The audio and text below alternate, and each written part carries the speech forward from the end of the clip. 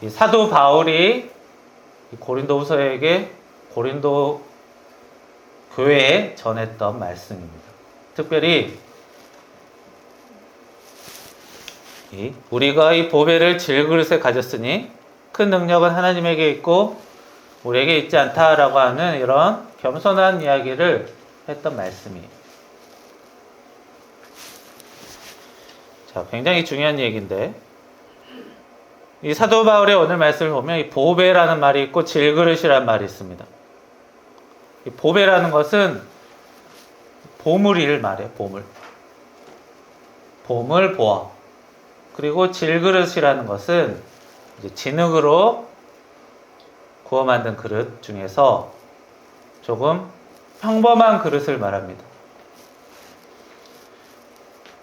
예전으로 따지면 장독이나 항아리 같은 그런 재질로 만든 그릇이에요. 조금 평범하고 투박한 비싼 장식용 그릇이 아니라 그냥 그저 그런 그릇을 말합니다. 이 사도 바울은 우리 그리스도인에게 자신은 보배를 가졌다고 이야기해요. 자, 7절 보시면 우리가 보배를 질그릇에 가졌으니 라고 하죠. 자, 사도 바울이 보물을 가졌다고 합니다. 그리고 자기 자신은 질그릇이라고 말해요. 자, 보물은 흔히 어디에 보관합니까? 귀한 장식함 아니면 금고 이런 데에 보관하죠. 그런데 사도 바울은 이 보물이 가당치도 않게 자기 같은 질그릇에 보관되어 있다고 말하고 있어요. 자, 그렇다면 이 보배라는 건 무엇을 말하는 걸까요? 이 보배라는 건 도대체 무엇일까? 사실 7절 바로 이전 말씀에 나와요.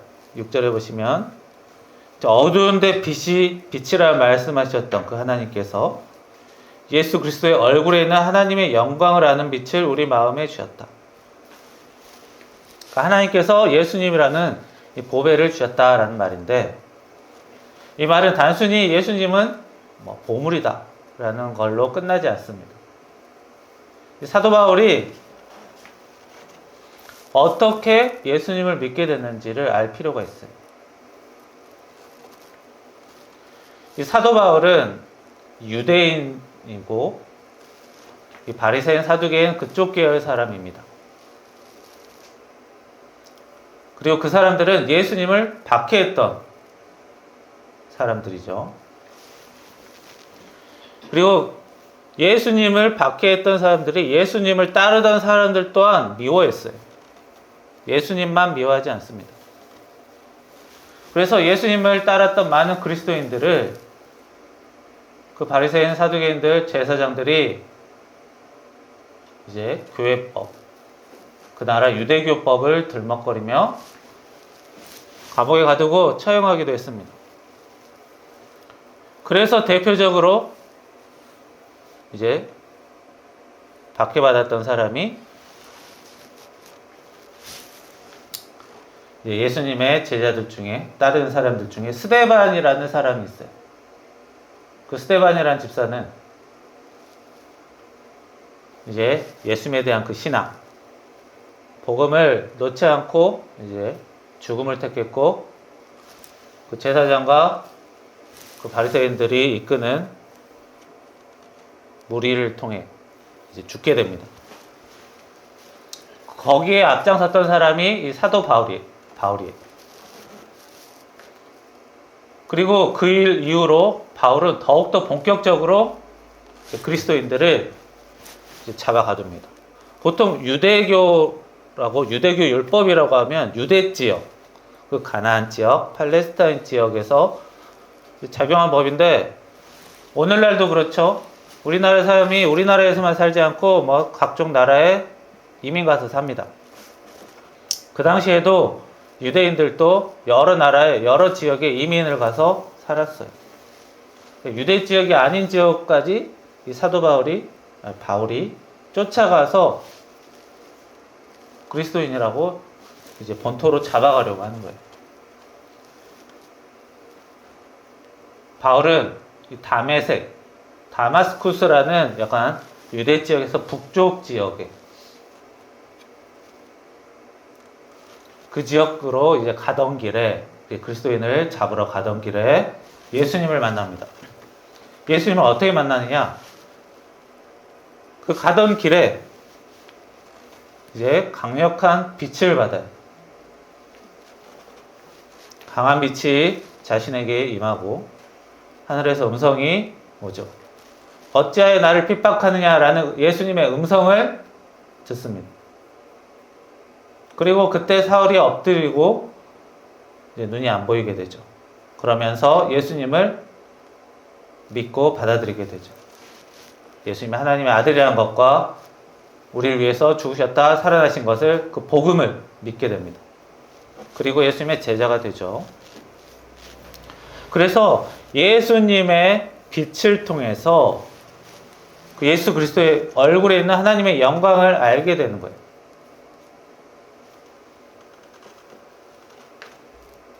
자, 바울은 적당한 질그릇이 아닙니다. 그릇으로 따지면. 예수님은 오히려 핍박하고 기독교를 탄압했던 사람이에요.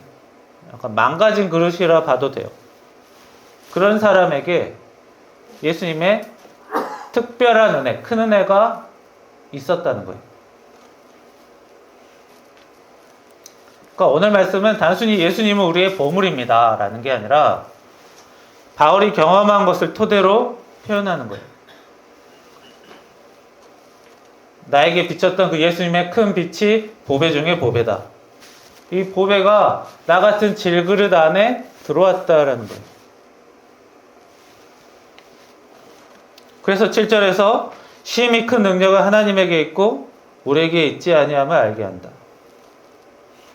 우리 사람이 한 일에는 사람의 노력이 들어가요. 그러나 예수님의 은혜와 그 큰 은혜를 내가 받아서 일을 하고 있는 것이다.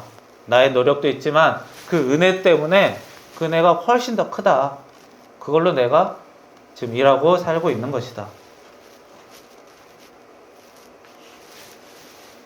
자격 없는 사람이 하고 있다. 예수님이 그 큰 은혜를 주셨기 때문에 내가 자격을 얻어서 하고 있는 것이다.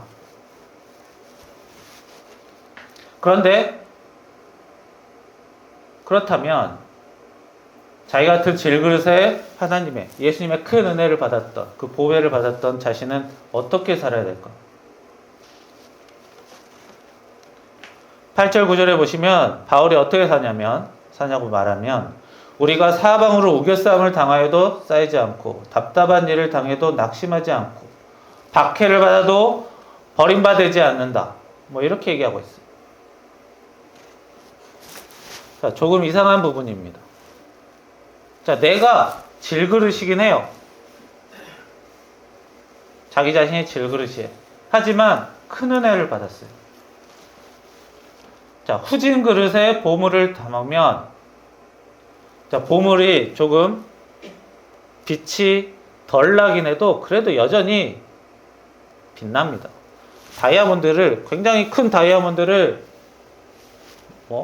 멋진 전시장이 아니라 적당한 차르 위에 올려놨다고 해도 다이아몬드는 굉장히 반짝거리고 가치가 있어 보여요.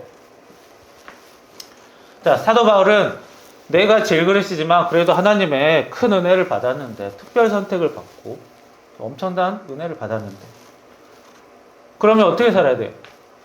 내가 질그릇이어도 빛나야 되는 거예요. 응? 꽤나 대접받고 멋지구나 우러름 받고 살아야 되는데 오히려 어떻게 되느냐? 우겨싸움을 당하고 답답한 일을 당하고 박해를 받고 산다는 거예요.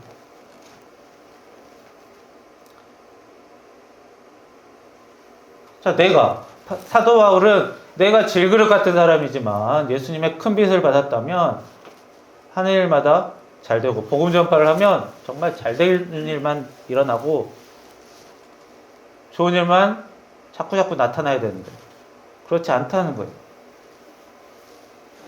그렇죠. 자기 자신은 평범해도 예수님의 은혜가 대단한 것이니까. 내가 잘나서 그런 건 아니니까.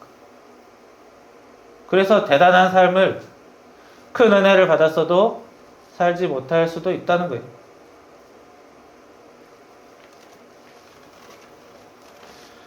자, 그리스도의 빛이라는 보물, 세상 사람이 복음 받고 천국 구원 얻는 데 있는 것이지, 내가 그 큰 은혜 받았다고 해서 내가 잘나게 됐다, 내가 대단한 사람이 되었다, 에 있지 않다는 거예요. 자, 예수님이 이 땅에 친히 오셔서 가르치시고 십자가에서 죽으시고 살아나신 것, 그 육체라는 질그릇을 친히 입으시고 사람들을 위해서 십자가 사역을 하셨습니다. 무엇을 위해 하셨어요? 내가 하나님의 아들이라는 것을 드러내려고? 그걸 자랑하려고? 아니죠. 사람들이, 믿지 않는 사람들, 잘 모르는 사람들, 죄 짓는 사람들이 구원이라는 은혜 받게 하시려고, 사랑하시려고 했어요. 그러니까 사도 바울이 다메섹으로 가는 그 길에 예수님의 큰 은혜를 받은 것도 다른 사람에게 그 복음을 전하라고, 이 일을 하라고 주신 것이다 라는 거예요. 내가 큰 은혜 보물을 받았으니까 그걸로 승승장구만 해야 되는 것이 아닌가 라고 사람들이 궁금해할 수 있기 때문에 이런 말을 한 것입니다. 그래서 11절에 보시면 우리 살아있는 자가 예수를 위하여 죽음에 넘겨지는 것. 그러니까 여기서는 우리는 그 바울, 그 목회자들을 말합니다.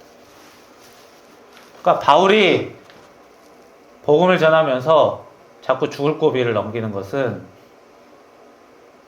예수의 생명이 우리 죽을 육체에 나타나게 하렴이라. 자기들이 고통받고 예수님이 고통받고 사람에게 은혜 주신 것, 그것이 나타나게 하려는 것이다. 그리고 사망은 우리 안에서 역사하고 생명은 너희 안에서 역사한다.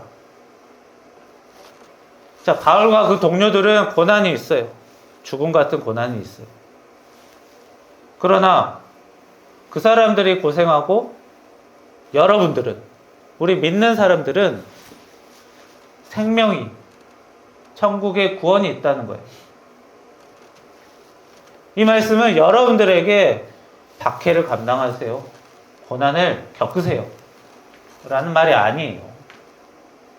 사도 바울이 우리가 예수님의 그 특별한 빛을 받고 은혜 받고 그걸로 잘나는 게 아니라 더 고생하고 대신 여러분들이 생명을 얻고 구원받고 은혜 받으면 된다는 거예요.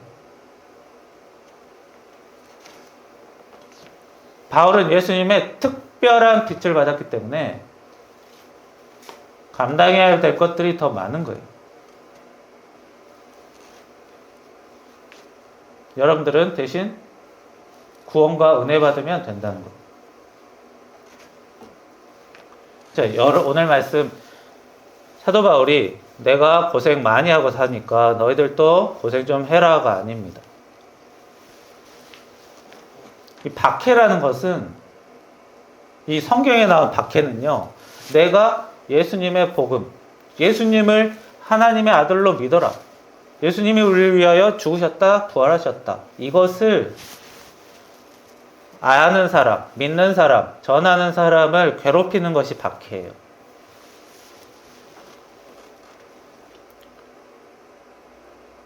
그런데 자기가 나쁜 짓 하고 상대방이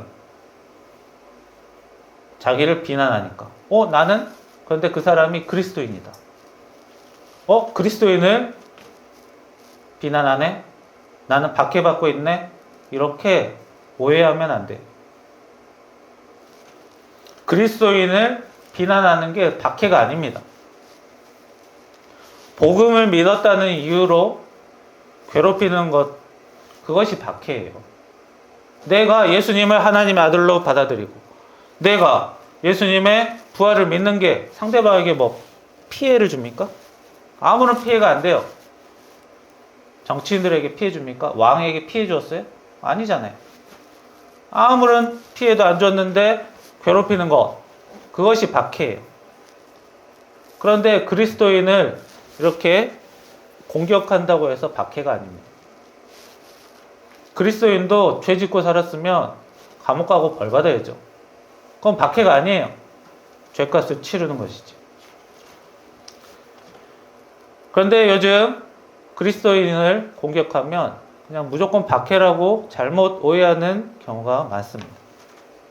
믿는 자라고 해서 잘못 알고 있으면 안 돼요. 기독교 단체, 교회 단체는 예수님의 말씀을 전하는 조직이지 사회 정치나 사회 생활이나 세계 정치나 세계 사건이나 이런 것들에 가르치는 곳이 아니에요. 교회라는 곳이 예수님의 복음을 전하면 되는 거죠. 예수님의 말씀, 가르침, 그것만 해도 충분하고 넘칩니다. 우리가 몸이 아파서, 자기 자신이 몸이 아파서 병원에 가서 의사를 만났는데 의사가 내 병에 대한 이야기는 안 하고 요즘 요리법이 이런 게 좋답니다. 이런 얘기하면 어때요? 엉터리 의사 되는 거예요.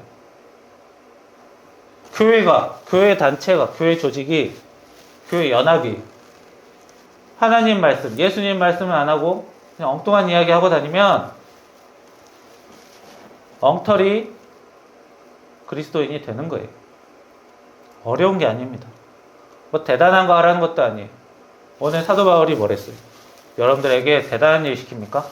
여러분 이 악물고 교회를 위해서, 예수님을 위해서 희생하십시오 라고 하는 게 아니에요. 여러분들 박해받을 일을 권하고 부탁하고 그러지 않아요.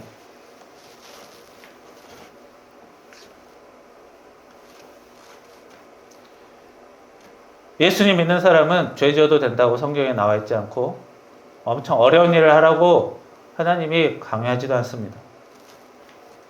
어려운 일은 사도 바울 그런 사람한테 맡겼고 오히려 예수님은 서로 사랑하고 살라고 했어요.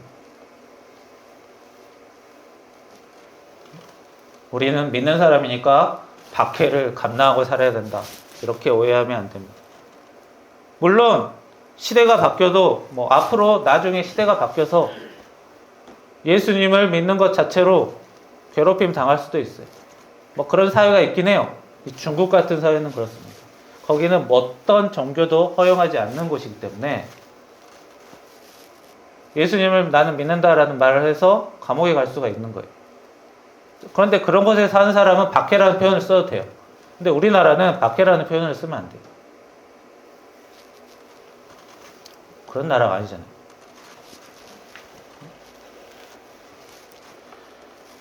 예수님은 우리에게 사랑하라고 하셨고 사도 바울은 내가 박해받을 테니 너희들은 생명을 얻어라, 은혜를 받으라고 말씀하셨어요.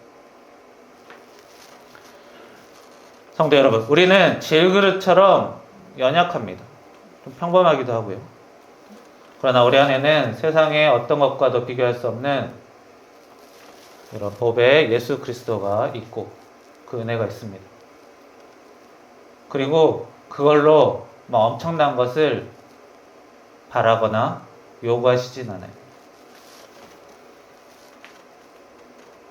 그리고 사람을 이렇게 쓰셔도 완벽하게 준비된 사람만 쓰신 것도 아니에요.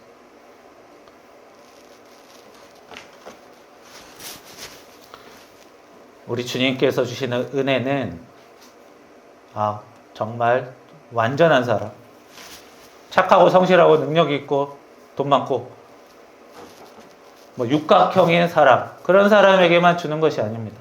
어떤 사람이든 예수님께서 선택하실 수 있고 그 사람의 인생이 바뀔 수 있고, 물론 하나님의 큰 은혜가 있다면 그만큼 자기가 맡은 역할도 있는 거예요. 무엇보다 주님이 주시는 은혜는 우리에게 보물이며 우리에게 어려운 일, 박해 같은 일을 요구하지 않으신다는 것을 오늘 말씀을 통해 볼 수 있어요.